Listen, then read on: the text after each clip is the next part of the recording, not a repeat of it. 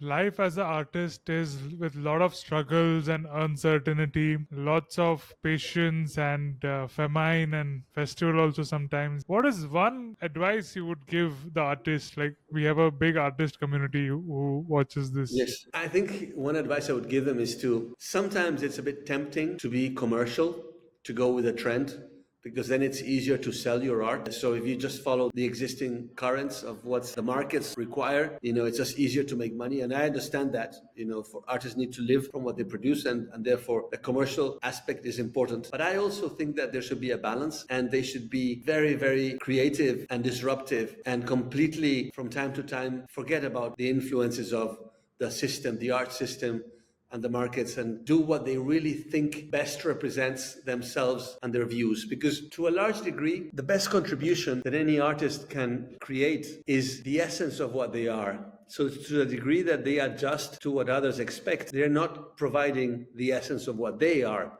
And that's what the rest will eventually profit most from. See, if I'm like many artists are, a mini genius, and I have this vision, which is fantastic, and this contribution, which will slightly change reality and change the world, but instead of representing those ideas, which are myself and it's my essence, I go with what the market wants, then everybody is left without that work that would have been so revealing. No? So one recommendation I would give them, which is you have to be careful because artists need to make money and they need to live, but is to really focus on being honest with themselves and being genuine and doing what they really believe and expressing what they really believe is important. And also the other thing I would mention is that, they're choosing a very different path in life, It's a lot easier to be a bank teller or to work in a company than it is to be an artist. But it's also a lot more gratifying from time to time, So they have to develop a big inner life to be able to live those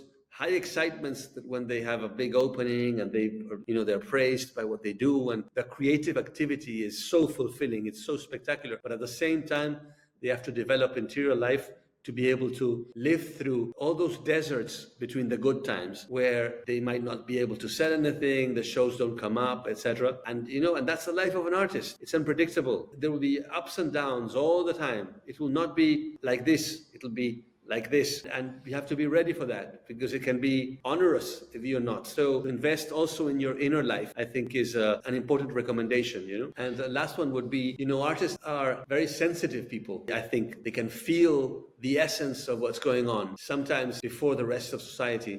That's very important. So connect with that. I would recommend that they really connect with that and focus on reflecting so that all of us, the rest of us, can understand better our world through what they can do. So I learn a lot from artists, and often visions that are very different from my own. Beautiful. To all those Howard School professor watching this, please bring a case study of an artist next class. Watch full podcast on Rocklaz. Rocklaz Radio. Rocklaz. Rocklaz. Rocklaz Radio with Tanmay Shah.